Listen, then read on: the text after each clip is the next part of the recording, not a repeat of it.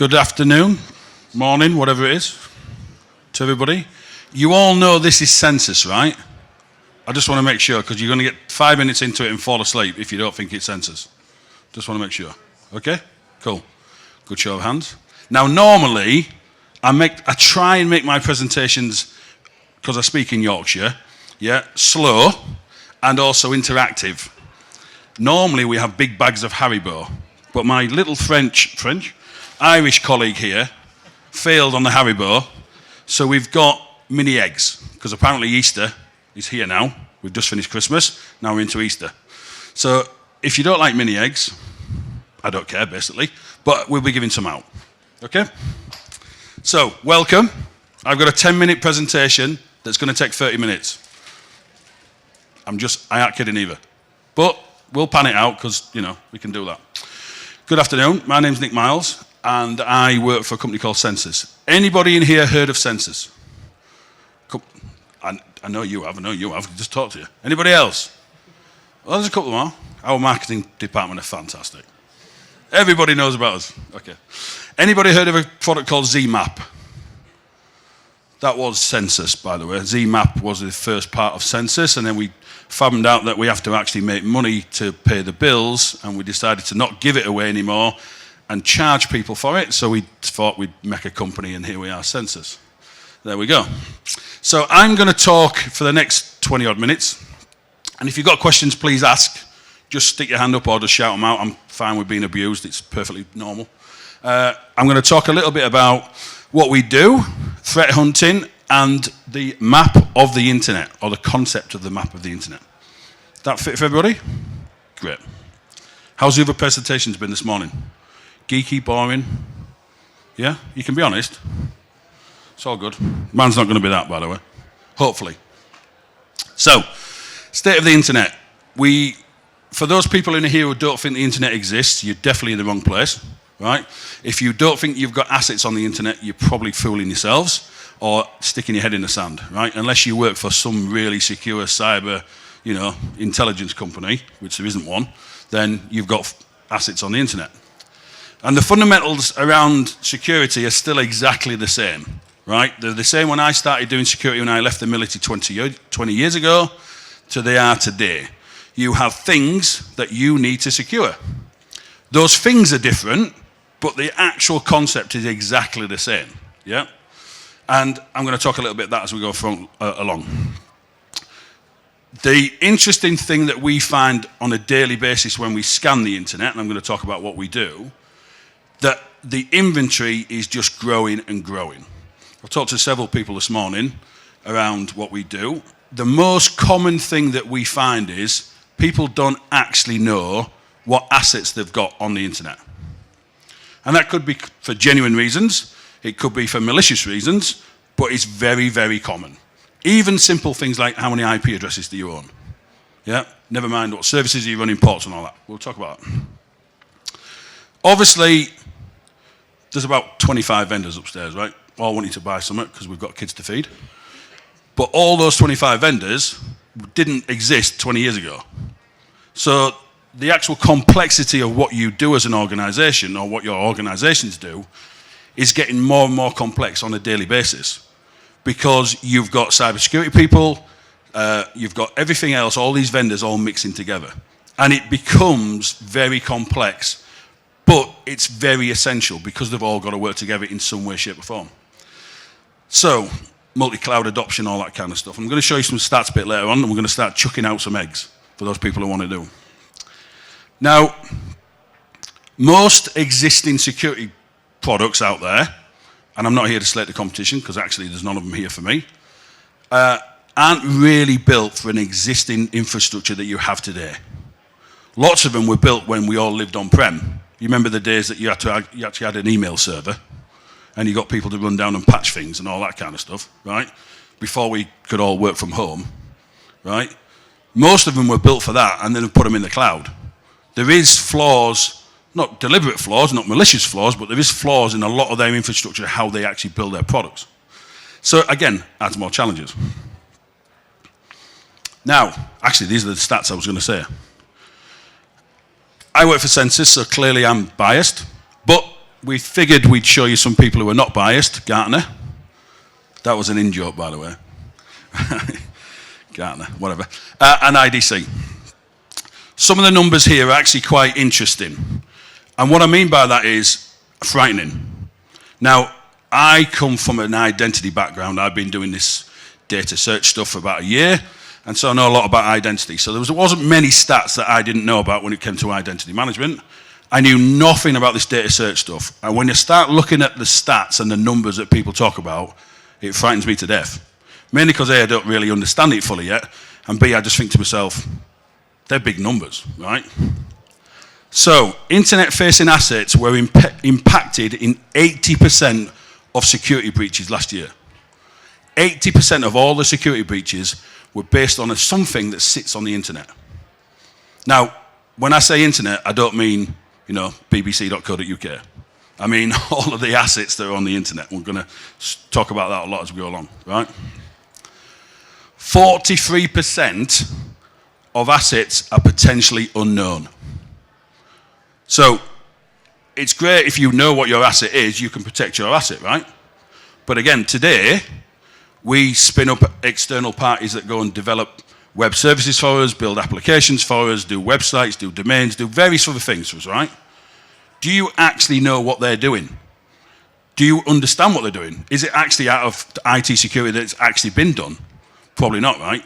We've all heard the term shadow IT, right? It doesn't just impact internal IT, it impacts external IT. Because there's loads of people in marketing departments with big budgets that just go and get people to do all sorts of stuff, right? But again, 43% of your assets are potentially unknown to you. And you are the guys probably that have to secure them. And the one that I thought was more interesting than anything else, only because I don't come from this world, so I think it was more interesting for me because I've never seen it before really. 60% of exposures are down to misconfiguration. Whether that's a out-of-date certificate, whether that's a port being left open, whether that's a, subdomain not being configured properly. But 60% is down to misconfiguration. That's quite frightening, right? Well, it was for me anyway. You guys might think it's fantastic, by the way. Anybody want some mini eggs? Come on, he's bought them. You can't take them home, it's against law. Go on. Plus he's got to do something. If you can't understand him, don't worry about it, he's Irish. Speak slowly, James. He is a Man U fan. He is a Man U fan, which says it all, he's from Ireland.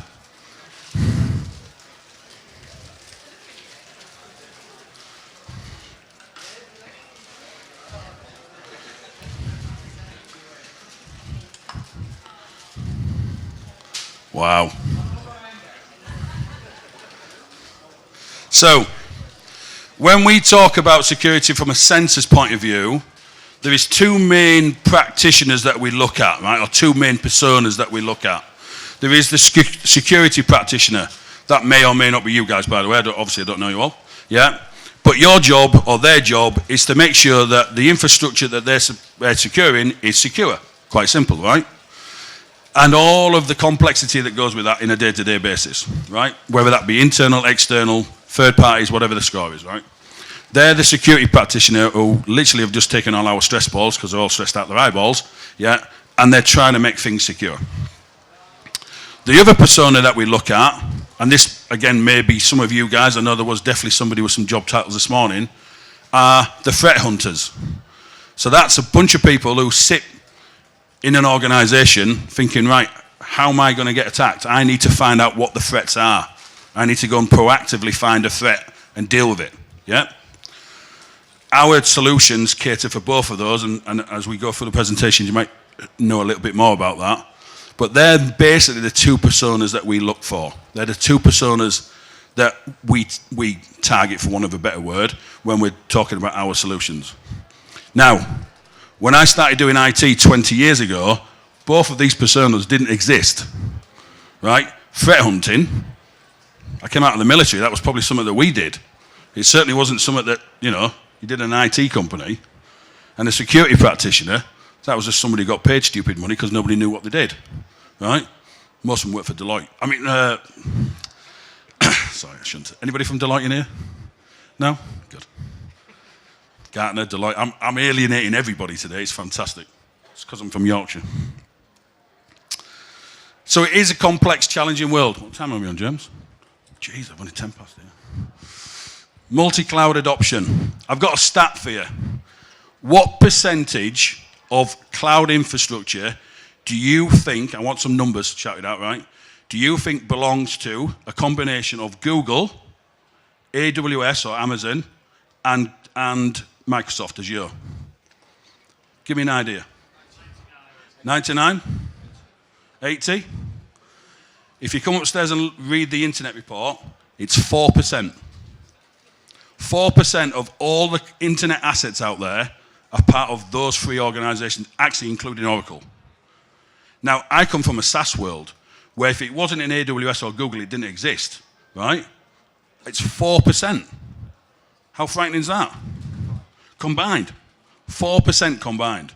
So we all sit here and think Amazon's the biggest machine in the world and everything's on Amazon, right? And Google's next and Microsoft's wherever they do.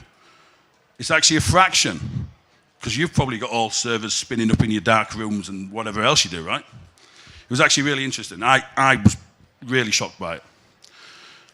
But 1,295 cloud services deployed by an enterprise on average.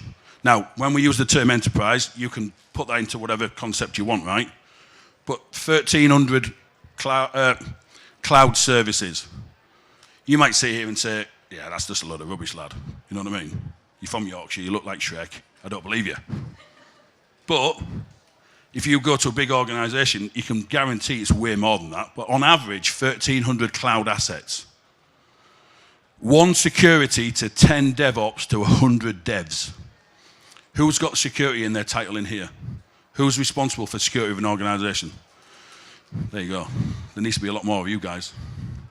But you knew that, right? Because guess what? The new rock stars, or certainly the new rock stars 3 or 4 years ago, are developers. They're the ones in Silicon Valley on trillions of pounds a week, right? So everybody wants to be a dev. When I left school, everybody wanted to go on the dole. Now everybody wants to be a dev. 18K vulnerabilities disclosed in NVD. I actually don't know what NVD stands for, so there you go. Marketing.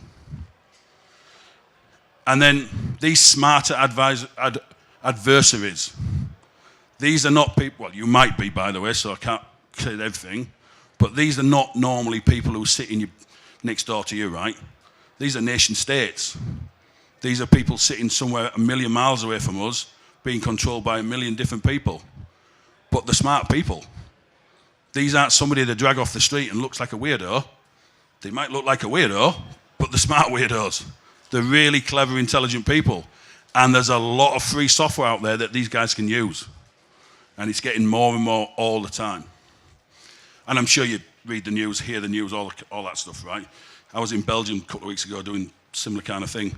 And one of the guys was presenting on Ukraine and what Russia basically been doing from a cyber war in Ukraine. I'm an old-fashioned kind of guy. If you want a war, pick a gun up. Don't work like that anymore. So there is, I talked about it earlier, there is challenges with existing solutions that are out there because the landscape is changing on a daily basis. I'm not telling you that Censys is going to fix everything because it really isn't. That's not what we do at all, right? I'm just saying there is challenges with the concept of what cybersecurity is, because you go and ask all those vendors upstairs about attack surface and they will all have their own concept of what that is. So how does that help you? If there's 25 people upstairs, 25 companies upstairs talking about attack surface in a different way, how does that help you? It doesn't, because there's no common concept of it, right? But they've got their own take on it, and that's the point. That's the problem. So if you look at vendor risk management, there's no visibility into cloud configurations because they're managing a vendor. They don't look at the configuration. It's not what they're built to do, right? But actually, from a cyber point of view, you want to know that. You want to know that the partners you're working with are actually secure. One of our biggest use cases is cyber insurance companies. I spoke to a couple of people this morning about it. So cyber insurance wasn't a thing, was it? It wasn't a thing 6 months ago, I don't think. than mine 20 years ago.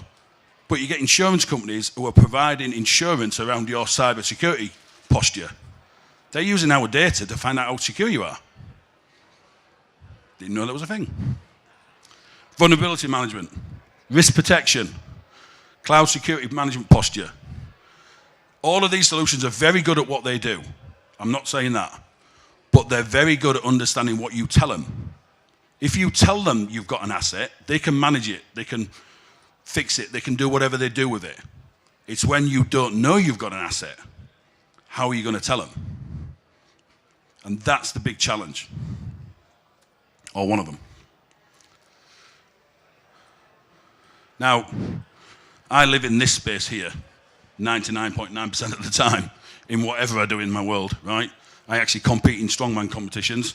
That's definitely in this place here, because I have no clue what I'm doing. But if you look at your users today, right, and what they actually want to do for their jobs, or what you guys want to do for your jobs in securing things, there's a start and there's an end.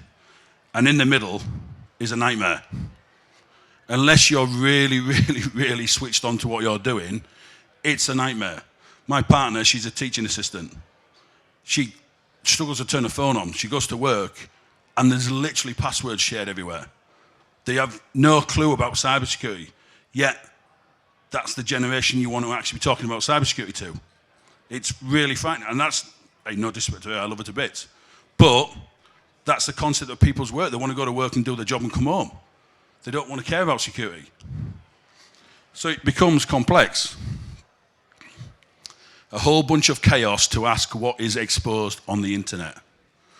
And that is the problem, what is actually exposed on the internet.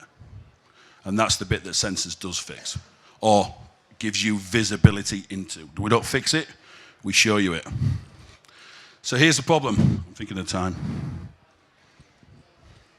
There is no place with accurate, up-to-date and contextualized information. I'm reading this slide, by the way, just so you don't have to.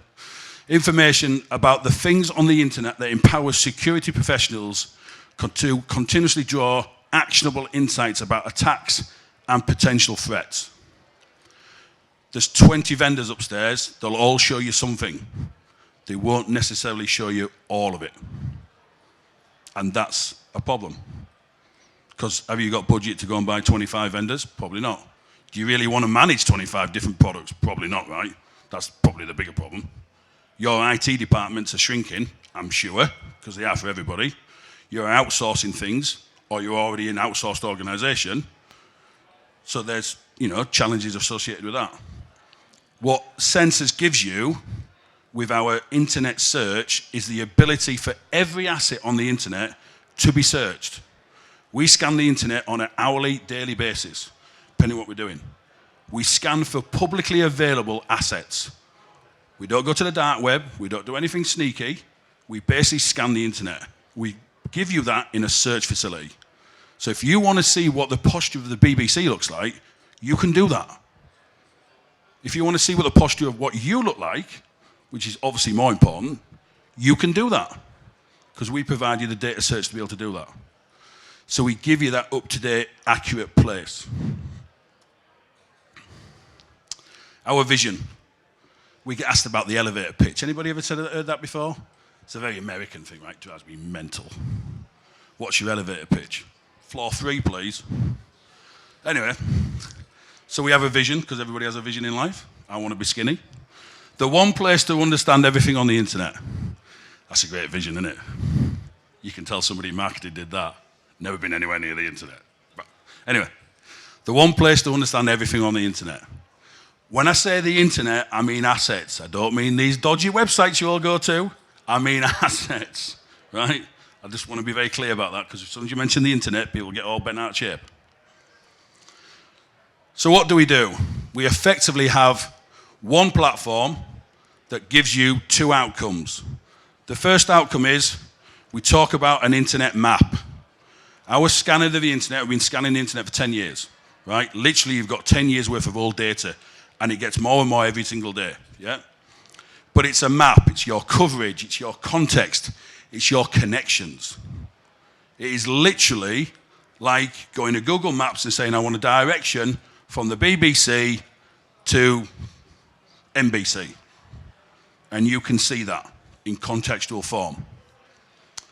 And you can do that for anybody. You don't have to just do it for yourself, you can do it for anybody you want. And then we're classing it as an enterprise platform, but an attack surface. So attack surface is a fairly new concept around. Lots of people talk about it. Loads of vendors coming out of Israel and out of the West Coast around building attack surface products. Loads of those getting acquired by the big boys, Microsoft, Tenable, all that kind of stuff, right? Attack surface platform should give you an insight into how you look from an attacker's point of view. So you don't have to pay somebody who sits outside your organization to tell you what you look like. You should do it from within an ASM platform. You build an attack surface that shows you constantly monitoring what you look like, your organizations look like, from somebody who wants to attack you. Now, we don't fix it. We just tell you it's there. How you fix it, if you want to fix it, that's completely up to you guys, right? Everybody talks about threat scores nowadays, which is perfectly valid, but there's a different narrative to threat scores, because my risk is different to your risk, which is different to your risk. So who am I to tell you that this is risky or not? That's completely up to you guys how you want to do it. We'll give you an indication, we'll tell you what we feel based on a common criteria, but we don't dictate. We'll give you an idea of what we think. And that attack surface is an ongoing thing. It isn't you build it now and we'll do it again in 6 months, because guess what? You build it now and tomorrow somebody's hacked you, right? Somebody's got in. There used to be a concept in the identity world that people were logging in, or attackers were logging in, because it's social engineer your passwords, right? How many people in here use the same password for every system? You don't have to lie, because I do, right? Mine is my ex-Royal Naval official number. If you ever got that, I'm properly done, right? Most people do. That's normal, common behavior, right? So they used to say that attackers would socially get your password. Guess what? Now they're not. They go into a service that's open on a port, on an asset on the internet. And they find out it's because it's been sent in plain text, because your certificate's out of date. Guess what? You didn't know about it. So there's different ways. They're doing exactly the same thing. They're just doing it in a more clever way, that's all. Because we've all stopped them socially getting to your password because we deployed MFA and all that kind of stuff, right? So now they're doing it in a different way. Same thing. An attack surface should give you that up-to-date, ongoing visibility of what you look like from an external point of view.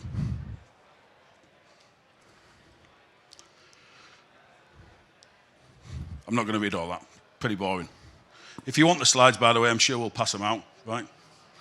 If you really want bedtime reading. Search, understand, prioritize, report, automate. Gives you the insights. The thing that actually I'm interested in, because I'm a partner manager, right? So my job is to get our partners to sell our stuff, our partners to integrate with our stuff, all that kind of stuff, right? It is built on a better together, because we do not do everything. If any one of those vendors upstairs tell you that they secure every single thing that you need to be secured, they're lying. Walk away from them, because they don't. It can't be done. It's all about how you integrate, interrupt, work with different technologies. Not from you as an organization, from the technology themselves, right? We've all heard of API. It's an API economy now, right? Everybody wants to push things through APIs. Some of that is absolutely true. So if you build in a better security analyst and threat hunters, there's several tools that you'll use to do that. And again, an ASM platform should have the ability to feed into that. Your data product, whatever you use, should have the ability to feed into that. Whether that's us or somebody else is irrelevant. If they don't do it, you shouldn't be looking at them. Obviously, because we're Censys and the best thing since sliced bread, we believe we are better together. Threat hunters, security practitioners, if you use our common platform, whether that be the data search or whether the ASM tool, and by the way, you can build ASMs for your sister companies, your parent companies, whatever it is, right? You get a better together mentality around threat hunting and security practitioning. Who do we work with? Some of these you'll know, some of those you don't care about. Nobody cares about the US. Anybody from America in here? Anybody? No? Good. Anyway, that's some of the people we work with. There are some people we work with that we're not allowed to tell you, because they say we're not allowed to tell you, basically. But you can imagine the kind of organisations we do work with. The people who take intelligence and threat very seriously for nations all use our data, because it's the most comprehensive data available. And I think you might get 5 minutes of your life back. That's it. Any questions? Any eggs left? Is it lunchtime now? Result, you better get there before I do, because I'm starving.